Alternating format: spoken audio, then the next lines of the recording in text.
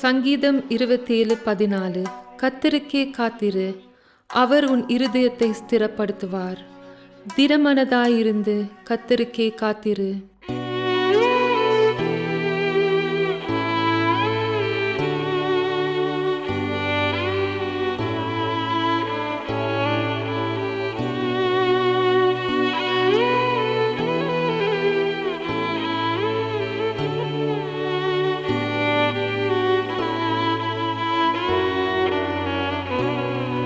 கர்த்தருக்கு காத்திருப்போம், வெட்கப்பட்டு போவதில்லை. நிச்சயமாய் முடிவு உண்டு, நம்பிக்கை வீண் போகாது. கர்த்தருக்கு காத்திருப்போம், வெட்கப்பட்டு போவதில்லை. நிச்சயமாய் முடிவு உண்டு, நம்பிக்கை வீண் போகாது. காத்திருப்பேன், காத்திருப்பேன், அற்புதங்கள் பெறும் வரை காத்திருப்பேன். காத்திருப்பேன், காத்திருப்பேன், அற்புதங்கள் பெறும் வரை காத்திருப்பேன்.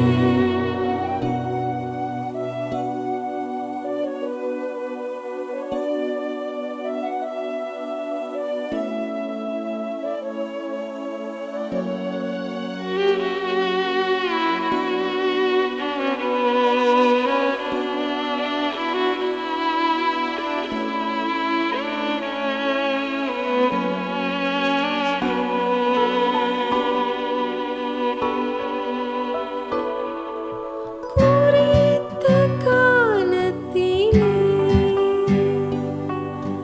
தரிசனம் நிறைவேற்றுவார். குறித்த காலத்திலே தரிசனம் நிறைவேற்றுவார். பொய் சொல்லாது, நிச்சயம் வரும். தாமதித்தாலும் அதற்காய் காத்திருப்பேன். பொய் சொல்லாது, நிச்சயம் வரும். தாமதித்தாலும் அதற்காய் காத்திருப்பேன். காத்திருப்பேன், காத்திருப்பேன், அற்புதங்கள் பெறும் வரை காத்திருப்பேன். காத்திருப்பேன், காத்திருப்பேன், அற்புதங்கள் பெறும் வரை காத்திருப்பேன்.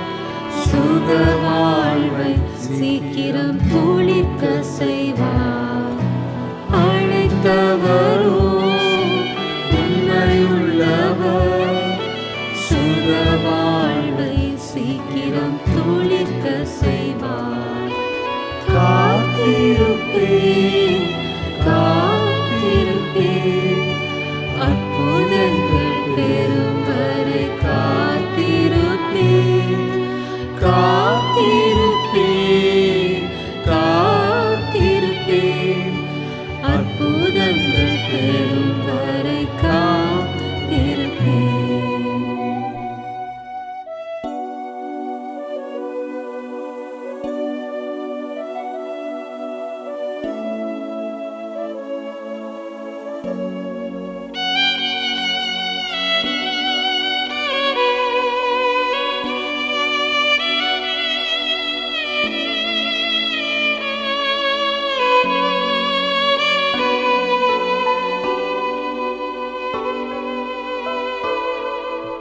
விடுதலை காணும் வரை முழங்காலில் காத்திருப்பேன். என் விடியலை காணும் வரை முழங்காலில் காத்திருப்பேன்.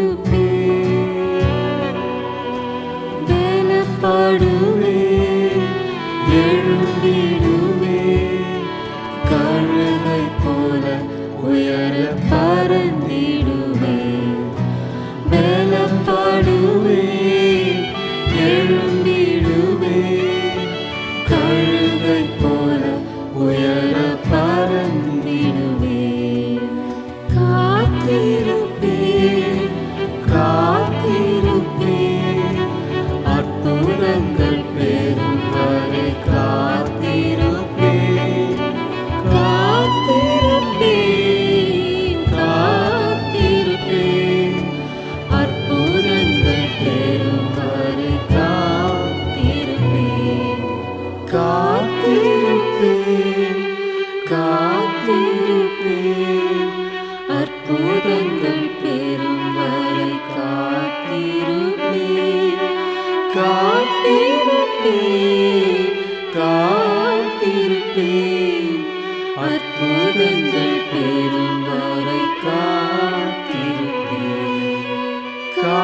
காத்திருப்பேன் காத்திருப்பேன் அற்புதங்கள் பெறும் வரை காத்திருப்பேன் காத்திருப்பேன் காத்திருப்பேன் அற்புதங்கள் பெறும் வரை காத்திருப்பேன். What a beautiful message we received through this song to wait on the Lord. எவ்வளவு அருமையான ஒரு மெசேஜை நாம் இந்த பாடல் மூலமாக நாம் கேட்டோம். Whoever wrote this song has given so much meaning that we got to wait on the Lord. And to wait on the Lord is a virtue. யார் இந்த பாடலை எடுத்து இது கூறினார்களோ நிச்சயமாக அது மிகவும் அருமையான ஒரு காரியம். இந்த காத்திருப்பது என்று சொல்வது ஒரு நல்ல ஒழுக்கத்தை காண்பிக்கிறது. This morning I want to speak from Isaiah chapter 40 verse 28 through 31 where the prophet is asking the Lord's people to wait on him. இந்த காலை வேளையிலே ஏசாயா 40வது அதிகாரம் 28 வசனங்களிலிருந்து நாம் பார்ப்போமாக எப்படிமாக தீர்க்கதரிசியானவர் காத்திருப்பதை குறித்து எழுதியிருக்கிறார். Here we see God's faithfulness to those who wait patiently on him. அங்கே ஆண்டவருக்கு காத்திருப்பவர்கள் அவர்கள் எப்படியாக புதுபலனை அடைகிறார்கள் என்பதை நாம் அறிகின்றோம். I'm going to read it in English and pastor will read it in Tamil. Isaiah chapter 40 verse 28 through 31. Hast thou not known, hast thou not heard, that the everlasting God, the Lord, the creator of the ends of the earth, fainteth not, neither is weary. There is no searching of his understanding. He giveth power to the faint, and to them that have no might, he increaseth their strength. Even the youth shall faint and be weary, and the young men shall utterly fall. But they that wait upon the Lord shall renew their strength. They shall mount up with wings as eagles. They shall run and not be weary, and they shall walk and not faint. பூமியின் கடையாந்தரங்களை சிருஷ்டித்த கர்த்தராகிய அநாதி தேவன் சோர்ந்து போவதும் இல்லை, இளைப்படைவதும் இல்லை. இதை நீ அறியாயோ? இதை நீ கேட்டதில்லையோ? அவருடைய புத்தி ஆராய்ந்து முடியாதது. சோர்ந்து போகிறவனுக்கு அவர் பலன் கொடுத்து சத்துவம் இல்லாதவனுக்கு சத்துவத்தை பெருக பண்ணுகிறார். இளைஞர் இளைப்படைந்து சோர்ந்து போவார்கள், வாலிபரும் இடறி விழுவார்கள். கர்த்தருக்கு காத்திருக்கிறவர்களோ புதுபலன் அடைந்து கழுகுகளைப் போல செட்டைகளை அடித்து எழும்புவார்கள். அவர்கள் ஓடினாலும் இளைப்படையார்கள், நடந்தாலும் சோர்ந்து போகார்கள். Praise the Lord for this wonderful scripture. இந்த நல்ல அருமையான வசனத்துக்காக கர்த்தரை ஸ்தோத்திரிப்போம். This writing is by prophet Isaiah. இதை எழுதினவர் ஏசாயா தீர்க்கதரிசி. So we got to examine a little bit of background, the context in which he is writing this particular promising word. இந்த அருமையான வாக்குத்தத்தத்தை அவர் எதை வைத்து அவர் எழுதினாரோ அதை நாம் கொஞ்சம் நாம் சிந்திப்போமாக.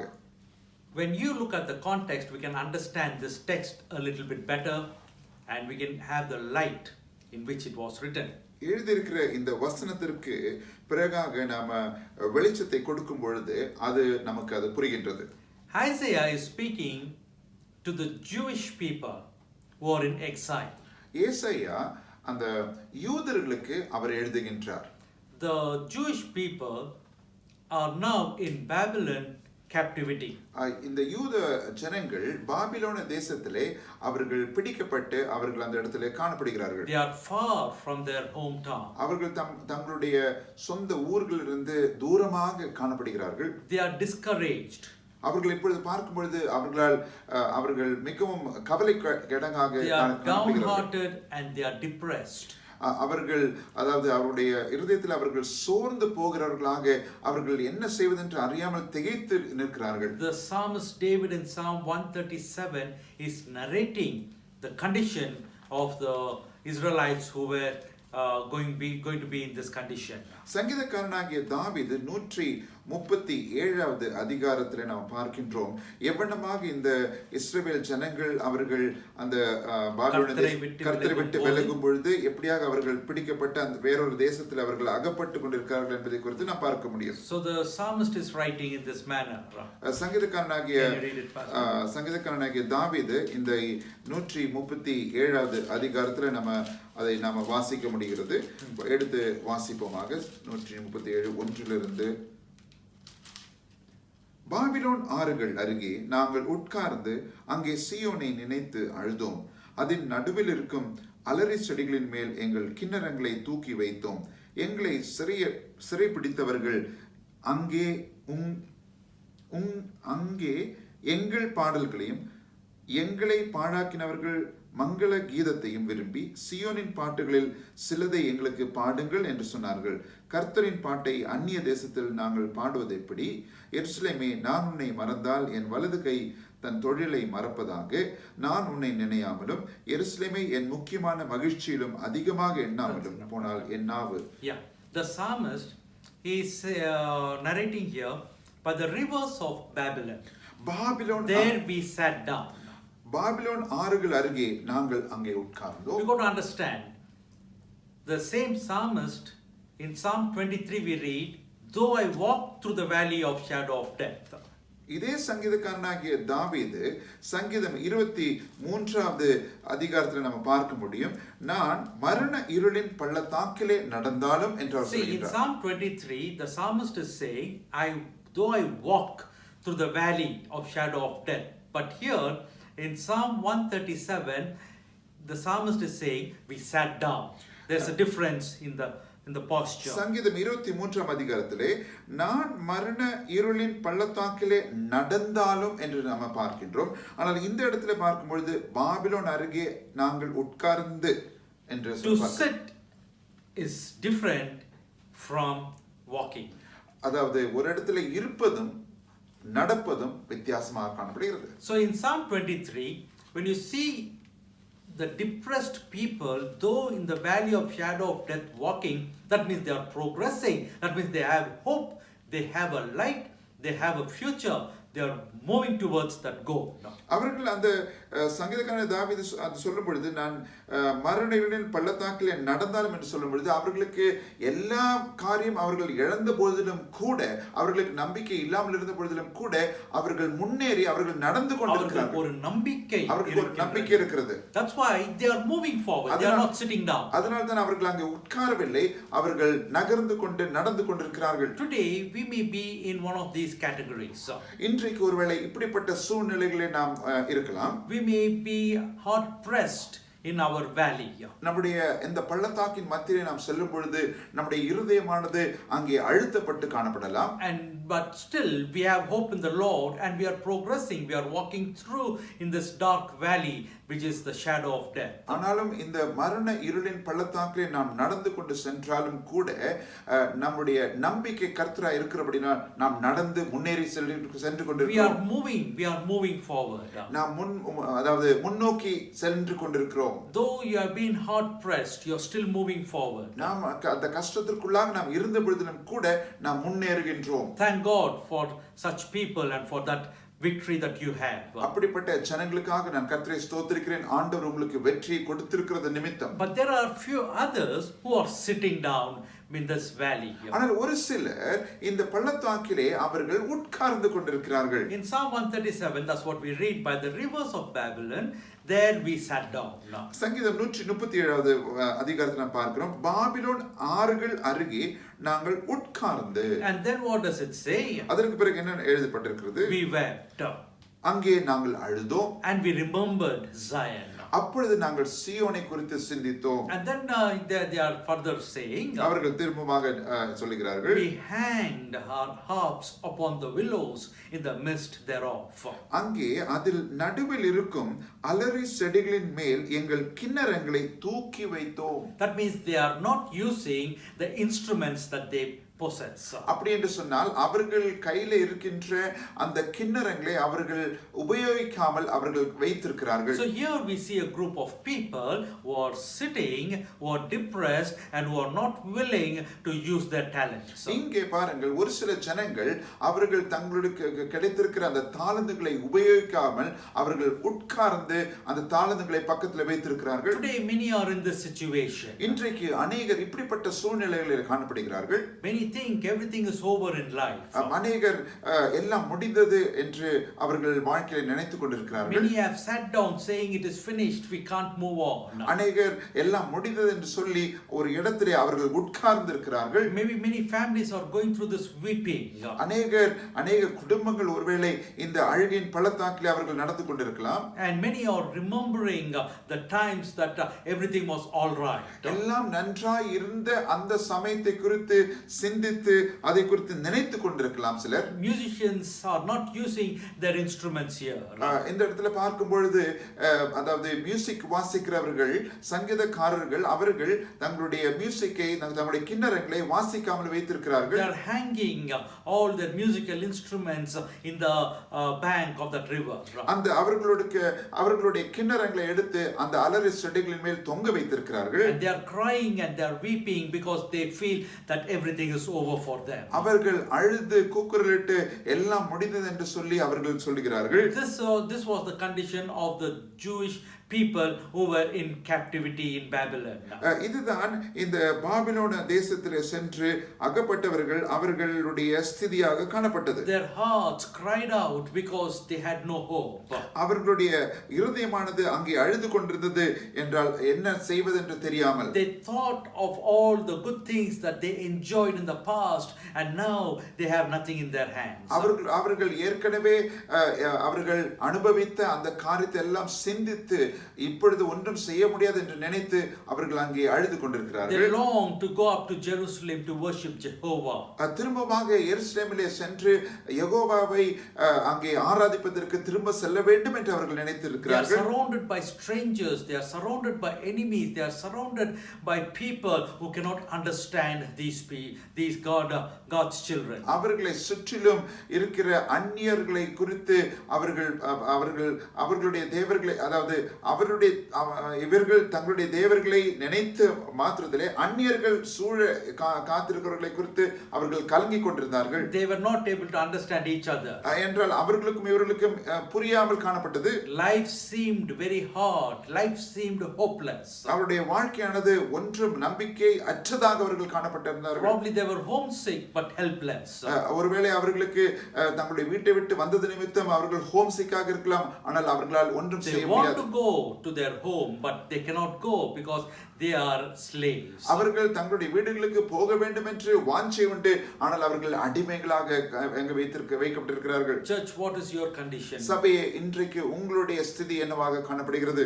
Friends, do not worry, God is with you. நண்பர்களே, நீங்கள் தயவு செய்து கலங்காதிருங்கள், கர்த்தர் உங்களோடு கூட இருக்கின்றார். They sat down, they cried, they hung their harps on the trees in the riverside.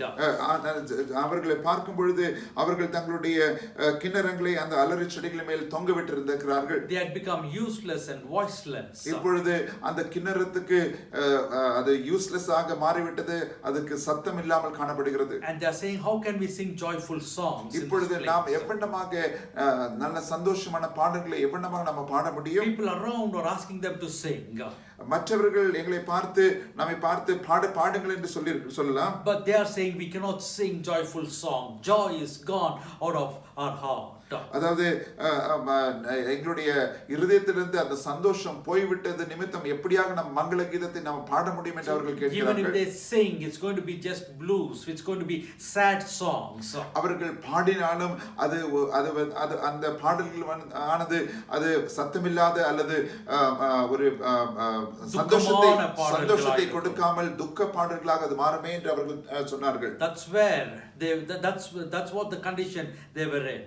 அப்படிப்பட்ட சூழ்நிலைகளில் அவர்கள் காணப்பட்டார்கள். Why such situation? ஏன் அப்படிப்பட்ட சூழ்நிலை? It was all their own fault. அவர்களுடைய சொந்த தப்பிதத்தின் நிமித்தம். God's divine law of sowing and reaping had finally caught up with them. அவர்கள் என்னத்தை அவர்கள் விதைத்தார்களோ அதை அறுக்க வேண்டிய சூழ்நிலைக்குள்ளாக அவர்கள் காணப்பட்டார்கள். The principles of their own law were being surely and severely applied in their life. அவருடைய வாழ்க்கையிலே அவர்கள் செய்த அந்த காரியத்தை நிமித்தம் அவர்கள் அதை அறுக்கதான் வேண்டியதாக காணப்பட்டது. In the book of Numbers chapter 32 verse 23 we read. என்னாகும் 32வது அதிகாரம் 23வது வசனத்திலே நாம் அதை பார்க்க முடியும். But if we will not do so, behold, you have sinned against the Lord, and be sure your sin will find you out. நீங்கள் இப்படி செய்யாமற் போனால் கர்த்தருக்கு விரோதமாய் பாவம் செய்தவர்களாய் இருப்பீர்கள். உங்கள் பாவம் உங்களை தொடர்ந்து பிடிக்கும் என்று நிச்சயமாய் அறியுங்கள். உங்கள் பிள்ளைகளுக்காக The Lord is speaking.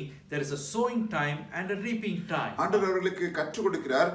ஒரு அதாவது விதைக்கிற காலம் உண்டு, அறுக்கிற காலம் உண்டு. They were in their own sins. They were enjoying and they defiled the temple of God. அவர்கள் தங்களுடைய சொந்த பாவங்களிலே தரித்திருந்து அவர்கள் அந்த ஆலயத்தை கெடுத்தார்கள். They were not faithful to the Lord who had called them.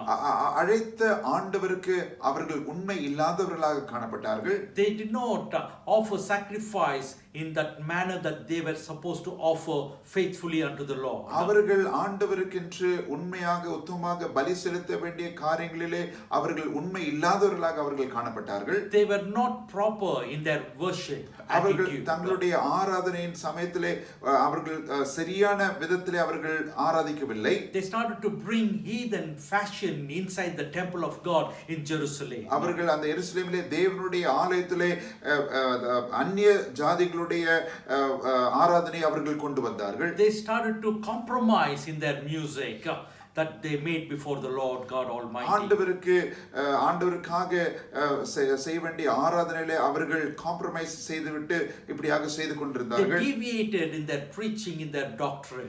அவர்கள் தங்களுடைய பிரசங்கத்திலும் தங்களுடைய காரியங்களிலும் ஆண்டவரை குறித்து சொல்லாதபடிக்கு வேறு விதமான காரியங்களை குறித்து அவர்கள் பேசினார்கள். Today we see that condition in this world, in churches. இன்றைக்கு கூட நாம் பார்க்கிறோம் அநேக சபைகளில் இப்படிப்பட்ட சம்பவங்கள் நடக்கிறதை குறித்து.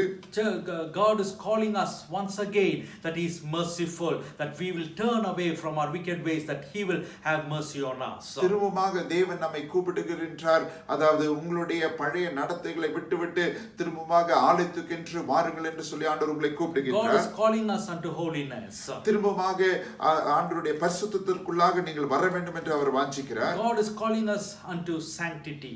திரும்பமாக அந்த அந்த ஒழுங்கிலே அவர் வருவதற்கு ஆண்டவர் உங்களை கூப்பிடுகின்றார். The Lord is calling us to be in order.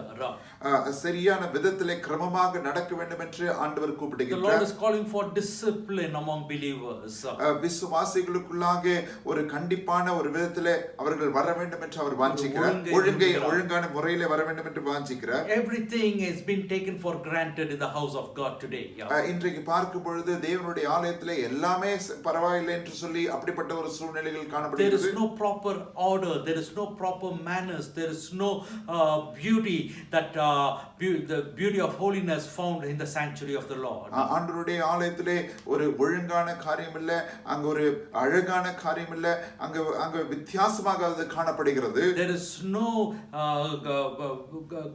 is no glory given to God in the houses of God. ஆண்டவருக்கு மகிமை கொடுக்கின்ற அந்த ஸ்தானத்தை அவர்கள் கொடுக்காமல் அப்படியாக The காணப்படுகிறார்கள். fivefold ministry is defiled today. 5 விதமான ஊழியங்கள் அது கெடுக்கப்பட்டிருக்கிறது.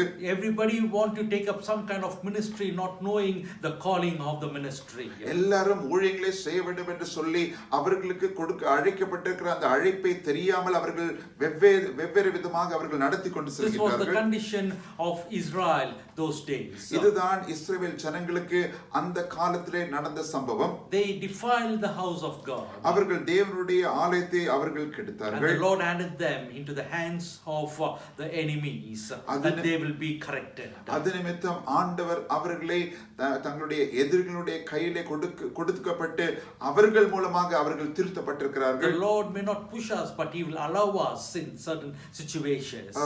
அநேக வேளைகளிலே ஆண்டவர் உங்களை அங்கே புஷ் பண்ண மாட்டார், ஆனால் அதை அவர் அனுமதி கொடுப்பார். But when they were crying, when they're sitting down at the bank of the rivers in Babylon, the Lord is sending a messenger to give them a message. ஆனால் பாபிலோன் அருகே அவர்கள் உட்கார்ந்து அவர்கள் அழுது கொண்டிருக்கும் பொழுது அங்கே தேவன் அவர்களுக்கு ஒரு மெசேஜை கொடுக்கிறார், ஒரு செய்தியை A கொடுக்கிறார். prophet is giving a message to them.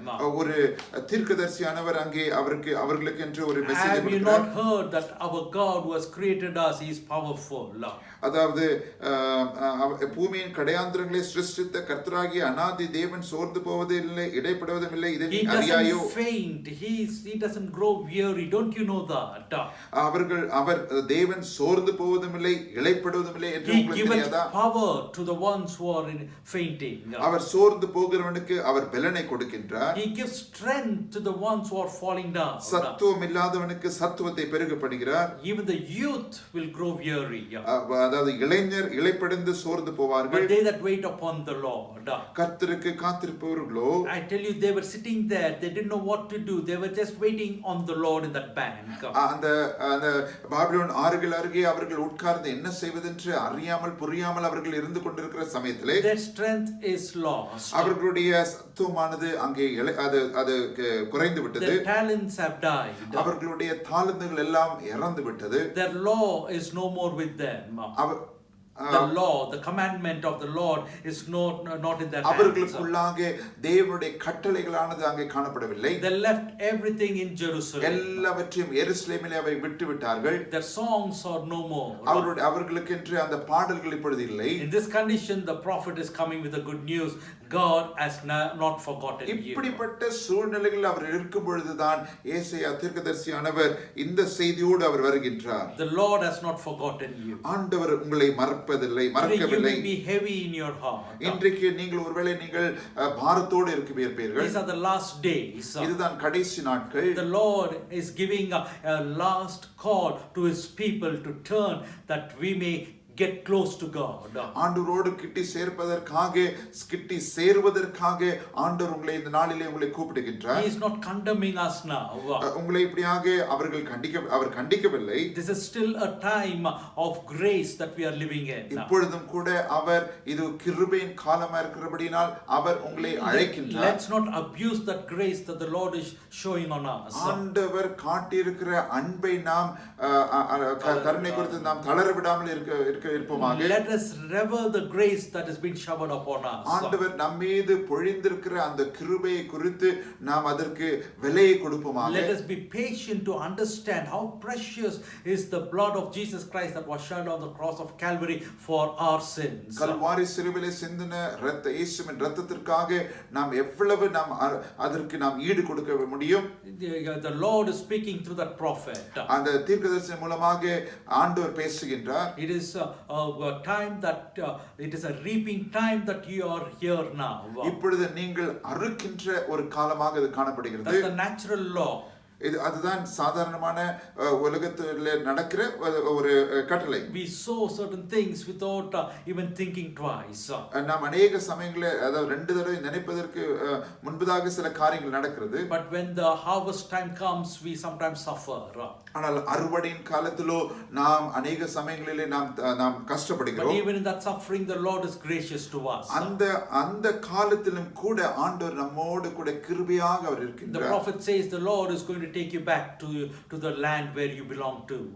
தீர்க்கதரிசி சொல்கிறார் நீங்கள் திரும்பமாக உங்களுடைய இடத்திற்கு நீங்கள் போவீர்கள். But we got to understand நாம ஒன்று புரிந்து கொள்ள வேண்டும். The road back to Jerusalem from Babylon is not an easy road again. திரும்பமாக எருசலேமுக்கு போகின்ற அந்த பாதையானது அது சாதாரணமான பாதை அல்ல. It is dry and thirsty wilderness land. இப்பொழுது அது வெட்டாந்திரையாக அது காணப்படுகிறது. But the prophet is giving them a good news that the Lord is going to make a way in the wilderness. ஆனால் அந்த வனாந்திரத்திலே ஒரு வழியை ஆண்டவர் உண்டு பண்ணுவார் என்று தீர்க்கதரிசி சொல்கிறார். The Lord knows your paths that you have to take. ஆண்டவருக்கு நன்றாக தெரியும் நீங்கள் எந்த பாதையில செல்ல வேண்டும் என்று. All we have to do now is Lord we have to focus on our Lord Jesus Christ. ஒரு காரியத்தை நாம் என்ன செய்ய வேண்டும் என்று சொன்னால் நாம் இயேசுவிடத்தில் நாம் நம்முடைய ஃபோக்கஸை செலுத்த வேண்டும். Commit our ways to the Lord. நம்முடைய வழிகளை அவரிடத்தில் நாம் ஒப்பு கொடுப்போமாக. And let him know that we regret for all the wrongdoings. நாம் செய்த தப்பிதங்களுக்காக நாம் ஆண்டவரிடத்தில் நாம் மன்னிப்பு கேட்க வேண்டும். And the Lord, when we confess our sins, he is faithful and just to forgive us all our trespasses. நம்முடைய தப்பிதங்களை குறித்து நாம் ஆண்டவரிடத்தில் நாம் அறிக்கை செய்யும் பொழுது ஆண்டவர் நிச்சயமாக அதை மன்னிப்பார். The Lord knows the way in that wilderness. All we have to do is follow him. அந்த வனாந்திரத்தின் வழியாக செல்கின்ற அந்த பாதையை ஆண்டவருக்கு தெரியும். நாம் அவர் என்ன சொல்லுகின்றாரோ அதேபடி நாம் செய்வோமாக. If we try to go on our own, it's difficult for us to make it out. நாம் நம்முடைய சொந்த விருப்பத்தின்படி நாம் செல்ல முயற்சித்தோம் என்றால் அது நமக்கு மிகுந்த கஷ்டத்தில் கொண்டு வரும். Recently I was studying about the Bermuda Triangle. கடந்த நாட்களில் நான் இந்த பெர்முடா ட்ரையாங்கிளை குறித்து நான் பார்த்தேன். Anything that flies over it cannot make it through. யாராவது ஏதாவது அதன் வழியாக பறந்து செல்லும் என்று சொன்னால் அது காணாமல் போய்விடும். Any ship that tries to go in that path, it vanishes. அதன் வழியாக ஒரு கப்பல் சென்றாலும் கூட அது மறைந்துவிடும். The first thing that happens is their compass is doesn't function properly. அந்த இடத்தின் வழியாக போகும்பொழுது அவர்களுக்கு உள்ளாக இருக்கிற அந்த கப்பலின் உள்ளாக இருக்கிற அந்த காம்பஸ் வழி சரியாக வேலை செய்யாது. They lose the direction. அப்பொழுது அவர்கள் தங்களுடைய எந்த பாதையில எந்த வழியில செல்ல வேண்டும் என்று அவர்களுக்கு புரியாமல் போய்விடும். Once that compass doesn't work properly, they do not know whether they are going towards the Bermuda Triangle or away from the Bermuda Triangle towards the seashore. அந்த காம்பஸ் ஆனது சரியாக வேலை செய்யாமல் இருக்கிறது நிமித்தம் அவர்களுக்கு தெரியாது அவர்கள் பெர்முடா ட்ரையாங்கிள் வழியாக போகிறார்களா அல்லது கரைக்கு அவர்கள் திரும்புகிறார்களா என்று அவர்களுக்கு தெரியாமல் போய்விடும். Today we have the Lord Jesus Christ whom we can follow. இன்றைக்கு கர்த்தராகிய இயேசு கிறிஸ்து உங்களுக்கும் எனக்கும் அவர் இருக்கின்றார். If we do not follow him with our own compass, we cannot make it through our life. அவரை நாம் பின்பற்றாமல் நாம் செல்வோம் என்று சொன்னால் அதற்கு பிறகு வேறு வழி இல்லை. We cannot make it through our life. நம்முடைய வாழ்க்கையை அது முற்றிலுமாக முடிக்க முடியாது. It can become disastrous once again. நம்முடைய வாழ்க்கையானது மிகவும் கொடூரமான வாழ்க்கையாக மாறிவிடும். Let's be faithful in committing ourselves to the Lord, that He will have His way in our life. அவருடைய வழியானது நம்முடைய வாழ்க்கையிலே காணுவதற்காக நம்மை நாமே அவருக்கு ஒத்து சென்று செல்வோமாக. In the midst of all this hopeless situation, the Lord is giving His word to us that He is with us, that He will never leave us nor forsake us. இப்படிப்பட்ட கஷ்டமான நிலைகளிலே சூழ்நிலைகளிலே நாம் சென்று கொண்டிருக்கும் பொழுது ஆண்டவர் சொல்கிறார், நான் உங்களோடு கூட இருக்கிறேன் என்று சொல்லி. So these people, they trusted the Lord. இந்த ஜனங்கள் ஆண்டவரை முற்றிலுமாக நம்பினார்கள். We must learn to wait on the Lord. கர்த்தருக்கு நாம் காத்திருக்க நாம் கற்றுக்கொள்வோமாக. To wait, it's a virtue. அதாவது காத்திருப்பது ஒரு நல்ல ஒழுக்கமாக காணப்படுகிறது. Many people don't want to wait. அநேகருக்கு காத்திருப்பது பிடிக்காது. They want to be in a hurry in everything that they do. அவர்கள் எதை செய்தாலும் மிகவும் வேகமாக அவர்கள் செய்ய அவர்கள் நினைப்பார்கள். But today the Lord is taking the church through this waiting period. ஆனால் இன்றைக்கு இந்த காலங்களில் பார்க்கும் பொழுது சபையை அந்த காத்திருப்பின் ரீதியிலே அவர் கொண்டு போய் The first message that the ascended Lord gave to His disciples. அதாவது உயிரோடு எழும்பின ஆண்டவர் பரமேறின அந்த ஆண்டவர், the first message that He gave to His disciples. அவர் தங்களுடைய சீஷர்களிடத்தில் ஒரு அதாவது முதல் மெசேஜை கொடுத்தார். Go and wait in Jerusalem. நீங்கள் சென்று எருசலேமிலே சென்று காத்திருங்கள். Go and wait. That was the first message. அது பரமேறின ஆண்டவர் சொல்கிறார், நீங்கள் சென்று காத்திருங்கள். He said you have to wait till you receive the power. ஆண்டவரிடத்திலிருந்து சக்தி பெறுவதற்கு வரைக்கும் நீங்கள் காத்திருங்கள். Today we are getting that same message. We are locked up. We are in an adverse situation. We may be going through sickness and problem and finances and difficulties, but God is saying wait. நம்முடைய வாழ்க்கையில கூட அதாவது financial problems மற்றும் ஒவ்வொரு வித்தியாசமான பிரச்சனைகளை நாம் ஈடுபடும் பொழுது ஆண்டவர் என்ன சொல்கின்றார்? காத்திருங்கள். Today we got to learn to wait on the Lord. ஆண்டவரில் நாம் காத்திருப்போமாக. Some of us may have no other way but to wait. சிலருக்கு வேற வழி இல்லாமல் காத்திருப்பதுதான் வேலையாக காணப்படுகிறது. Some of us may have other ways to go out, but still we are disciplining ourselves to wait. சிலருக்கு ஒருவேளை வித்தியாசமான வழியாக அவர்கள் செல்ல முடியும், ஆனால் ஆண்டவர் சொல்கிறார் காத்திருங்கள். Even when we have alternate, let us wait on the Lord. நமக்கு வேறு வழி இருந்த பொழுதிலும் கூட நாம் ஆண்டவருடைய பாதத்திலே நாம் காத்திருப்போமாக. When we wait on the Lord will give His direction to us. அது ஆண்டவருக்குள்ளாக நாம் காத்திருப்போம் என்று சொன்னால் நிச்சயமாக அவர் புது வழிகளை அவர் திறந்து கொடுப்பார். The church is very important. சபையானது மிகவும் முக்கியமானதாக காணப்படுகிறது. The Lord works through His church. ஆண்டவர் சபையின் மூலமாக அவர் கிரியை செய்வார். The Lord speaks through His church. ஆண்டவர் சபையின் மூலமாக உங்களிடத்தில் பேசுவார். And the Lord is going to come for His church. ஆண்டவரும் தம்முடைய சபைக்காக தான் அவர் வருவார். And anything that is out of the church, we got to be very careful. சபையை விட்டு வேறு விதத்திலே யாரெல்லாம் செல்கிறார்களோ நாம் மிகவும் அதாவது கவனமாக பார்க்க வேண்டும். There are so many people rising up who are not in a church, but they are just trying to be independent and do so many things. We got to be very watchful in these last days. இந்த நாட்களிலும் கூட அநேகர் சபையை விட்டு வேறு விதமாக அவர்கள் சென்று கொண்டிருக்கிறார்கள். நாம் மிகவும் கவனமாக நாம் இருக்க வேண்டும். Church is very important. சபை என்று சொல்வது அது மிகவும் முக்கியமானதாக காணப்படுகிறது. In Revelation chapter 1, when you read in verse 10, the Lord says there are 7 churches that is mentioned in this book of Revelation in Asia. வெளிப்படுத்துதல் 1ஆம் அதிகாரத்தில் நாம் பார்க்கின்றோம், அதாவது verse 11 and 12. 11 12ஆம் வசனத்தில் நாம் பார்க்கும்போது ஆசியாவிலே 7 சபைகள் காணப்படுகிறது. I am Alpha and Omega, the first and the last, and what thou seest, write in a book and send it unto the 7 churches which are in Asia. அது நான் அல்பாவும் ஒமேகாவும் முந்தினவரும் பிந்தினவருமாய் இருக்கிறேன். நீ காண்கிறதை ஒரு புஸ்தகத்தில் எழுதி ஆசியாவில் இருக்கிற எபேசு, சிமர்னா, பெர்கமு, தியத்திரா, சர்தை, பிலதெல்பியா, லவோதிக்கியா என்னும் பட்டணங்களில் உள்ள 7 சபைகளுக்கு அனுப்பு என்று விளங்குகிறது. Send this message to the 7 churches.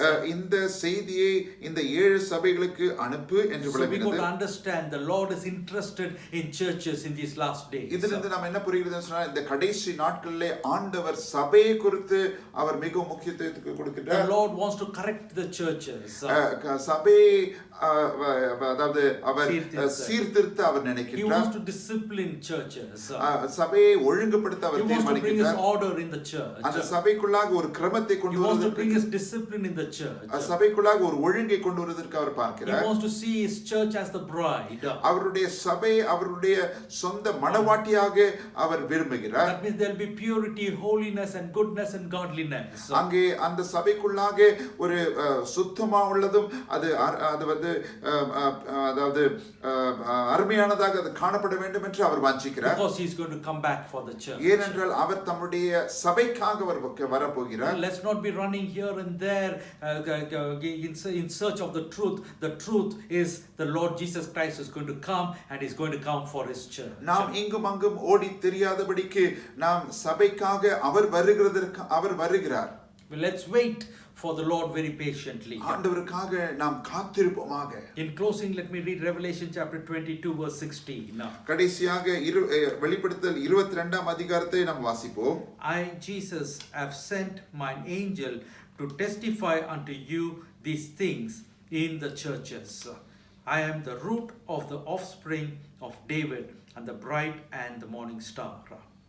16ஆம் வசனம், சபைகளில் இவைகளை உங்களுக்கு சாட்சியாக அறிவிக்கும்படிக்கு இயேசுவாகிய நான் என் தூதனை அனுப்பினேன். நான் தாவீதின் வேரும் சந்ததியும் பிரகாசமுள்ள விடிவெளி நட்சத்திரமாய் இருக்கிறேன். Jesus himself is saying, I have sent mine angel to testify unto you these things in the churches. Church is very important. இயேசு தாமே சொல்கிறார், சபைகளில் இவைகளை உங்களுக்கு சாட்சியாக அறிவிக்கும்படி இயேசுவாகிய நான் என் தூதனை அனுப்பினேன் என்று சொல்கிறார். அப்படி என்று சொன்னால் சபையானது மிகவும் முக்கியத்துவம் வாய்ந்தது. Today there are many messages that is coming asking people not to go to churches.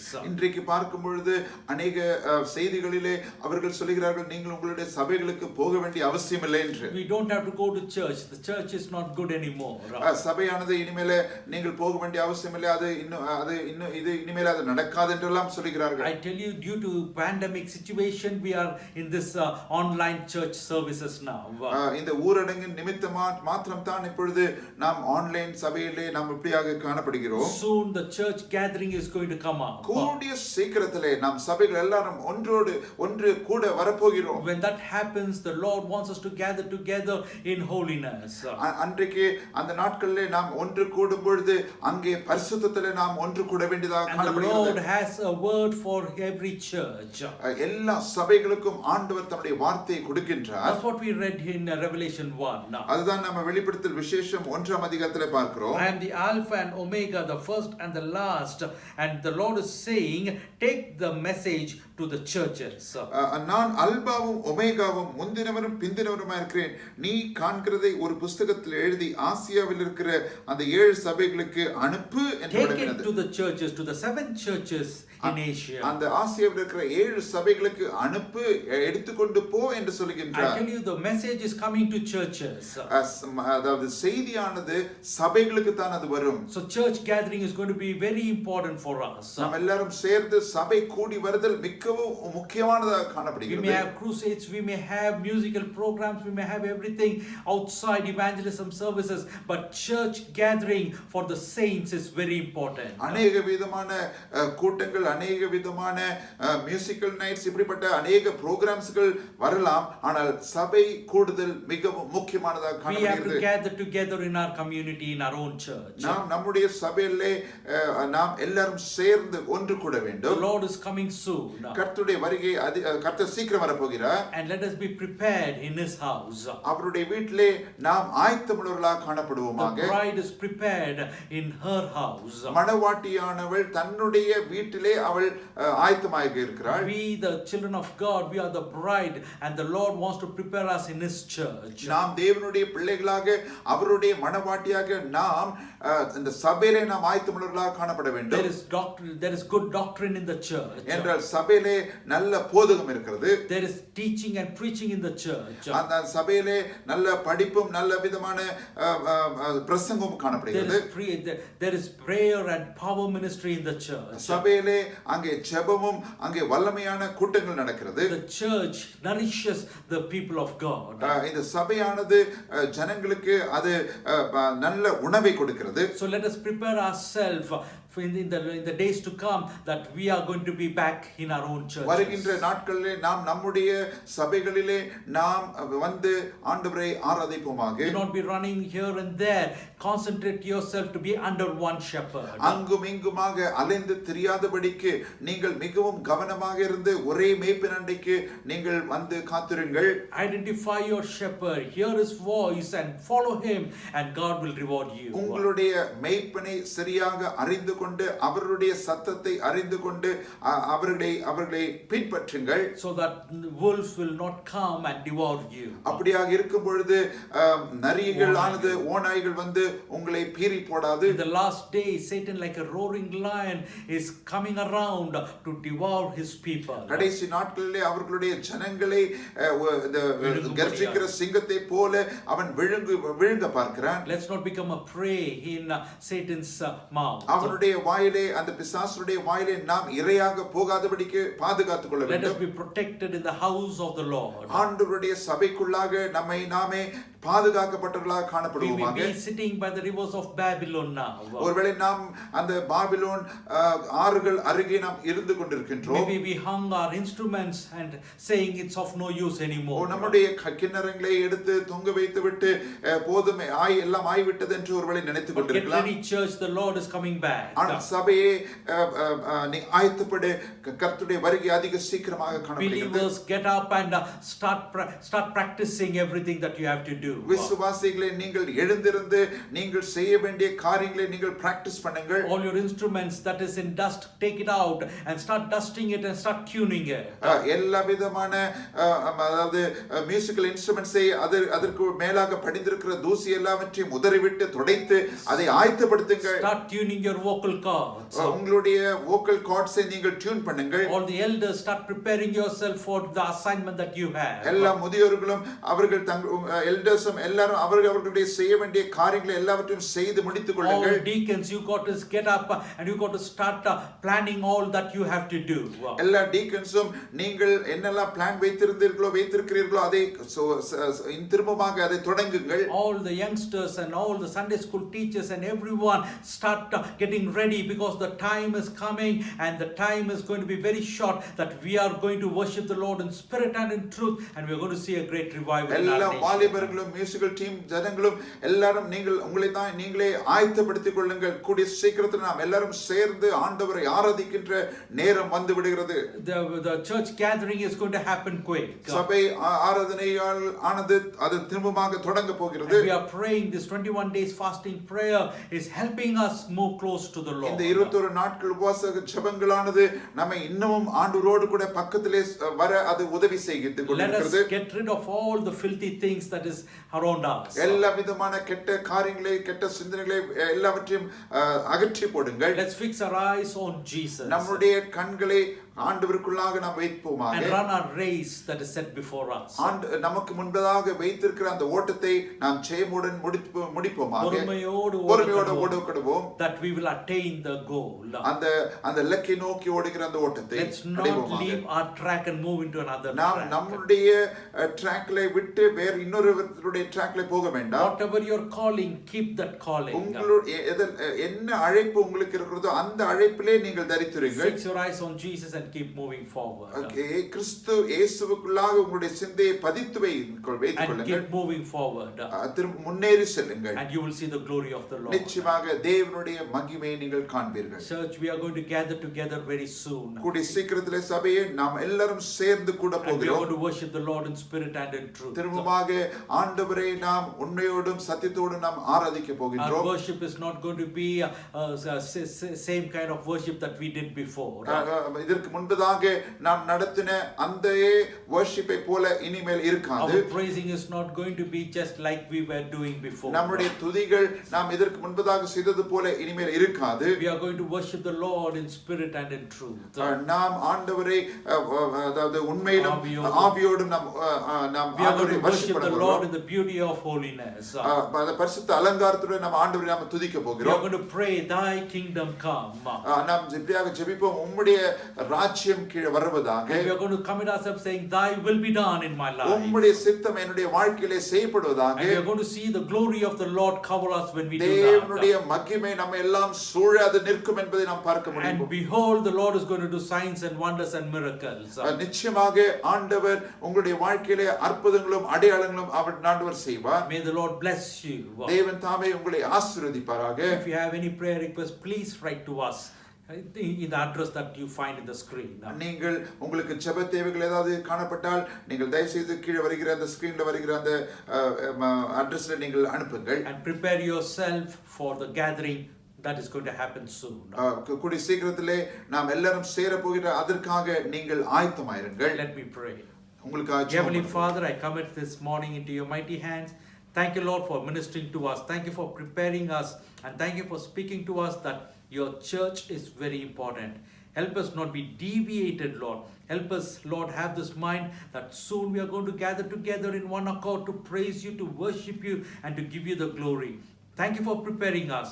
I pray that you will, Lord, speak to youngsters, speak to elders, speak to deacons, speak to all the people who are working in various area of ministry, that we will not let go our talents, but we will, Lord, tune up and we will come back together to worship you in spirit and in truth. Bless your children. In Jesus' name, I pray. Amen. Amen. And now may the grace of our Lord Jesus Christ, the love of the Father, and the communion and the comfort of the Holy Spirit rest and abide upon each of us, now and forevermore. Amen. May the Lord bless you. Prepare yourself for the church gathering that is going to occur quick.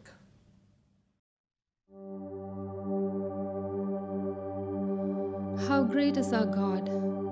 He is clothed in majesty, and He is worthy of all our praise, worship, and adoration.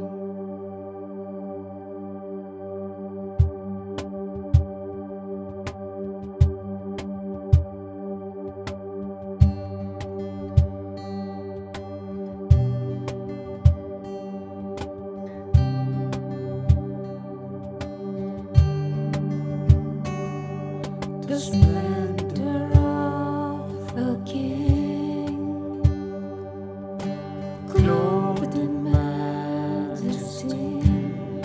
Let all the earth rejoice, all the earth rejoice. He wraps himself in light, and darkness tries to hide, and trembles at his voice, trembles at his voice. How great is our God? Sing with me, how great is our God? And all will see how great is our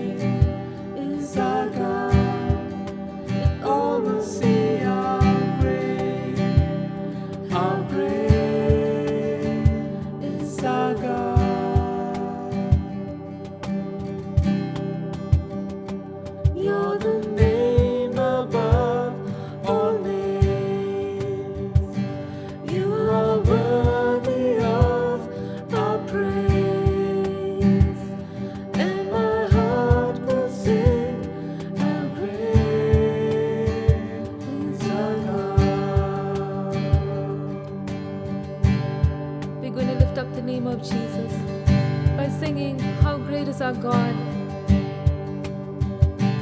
How great is our God? Sing with me.